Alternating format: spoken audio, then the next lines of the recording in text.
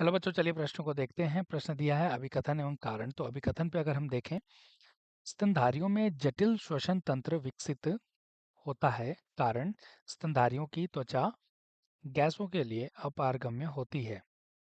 तो आइए इस प्रश्न की मुख्य अवधारणा को समझते हैं।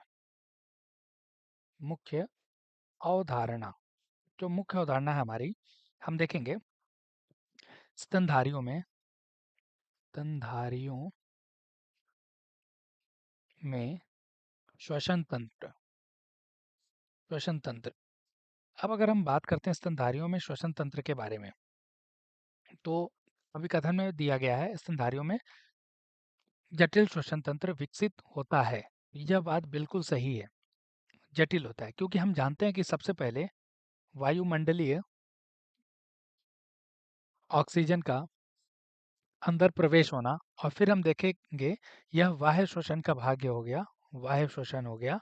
लेकिन फिर हम देखेंगे जैसे ही अंदर प्रवेश करता है, तो हम देखेंगे वहाँ पे दो तरह की श्वसन हो जाती है। मतलब हमने देखा कि फेफड़ों तक की जो श्वसन थी उसे हमने वायु श्वसन, फेफड़ों के बाद हमने देखा कि गैसों का आदान प्रदान होता है। फिर वहाँ पर देखते हैं अंतःकोशिकीय श्वसन देखने को मिलता है।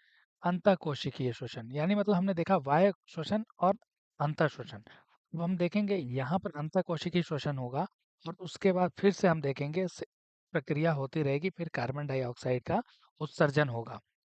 तो मतलब यहाँ पर हमने देखा कि बहुत सारी प्रक्रियाओं के माध्यम से यहाँ पे श्वसन होता है। तो इसलिए हमने देखा कि जटिल श्वसन तंत्र हुआ।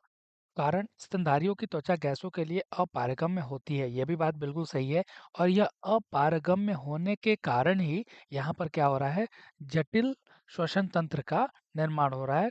नहीं तो यह त्वचा के माध्यम से ही गैसों का आदान प्रदान किया जा सकता था।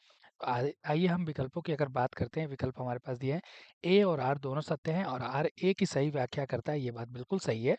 बाकी विकल्प ए और आर दोनों सत्य है, लेकिन आर ए की व्याख्या नहीं करता है, गलत है। ए सत्य है लेकिन आर असत्य, यह भी गलत है। ए असत्य लेकिन आर सत्य, यह भी गलत। ए और आर दोनों असत्य, यह भी गलत है। तो हमारे प्रश्न का सही उत्तर विकल्प आ हो जाएगा। आशा करते हैं इस प्रश्न का उत्तर आपको समझ में आया होगा। धन्यवाद।